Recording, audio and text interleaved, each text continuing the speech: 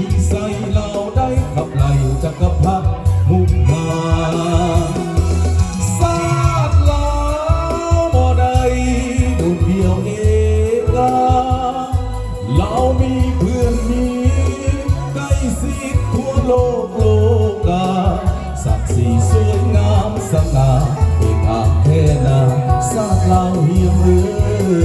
ยอนุญาตเสริมทำเจ้าภาพสมน้ำสมไฟเกี่ยวกันเด้อเกี่ยวมาซบมาใส่น้ำกันเนาะเจ้าภาพเขาดูดีมีเฮงมาซบมาสำเร็จทั้งที่จากงานทุกอย่างทุกประการเนาะ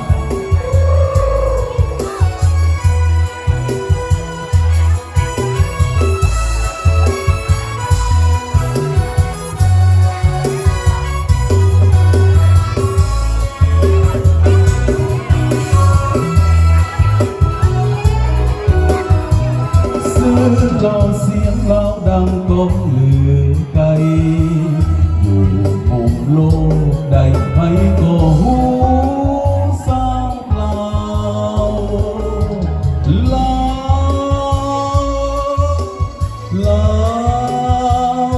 จะอยู่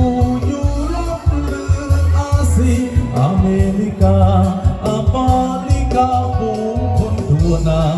ไม่ก็ย่องย่อสมสื่อซาดลา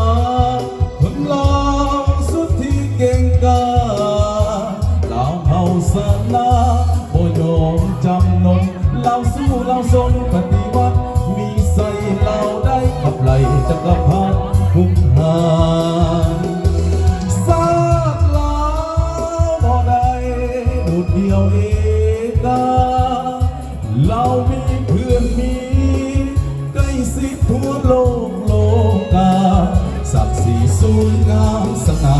เอกอัคเทนาซาดลาเฮียมเอ่ยอันนี้เจ้าภาพเดียวกันตื่นเต้นมองสองเสียงเพลงนะเกี่ยวแล้วก็ยิ้มใส่กันเด้อจะเอาของดีของรวยของหมดความซึ้งกับต้องฮักเจ้าภาพทั้งสองกำสองไปเนาะพาไปทักได้กันก่อนกว่านี้เ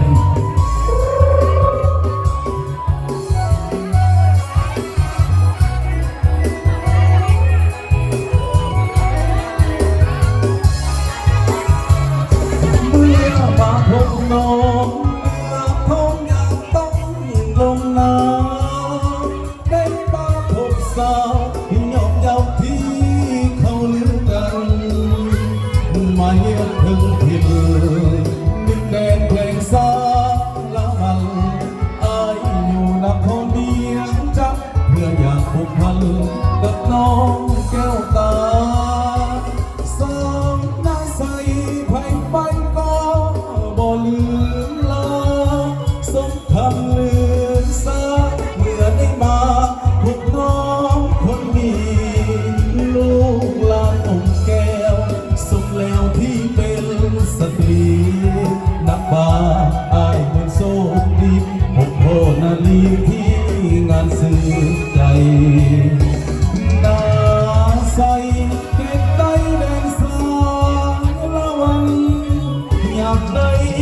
จอมพลมาอยู่เวียงจันทร์สักฝันหักอาย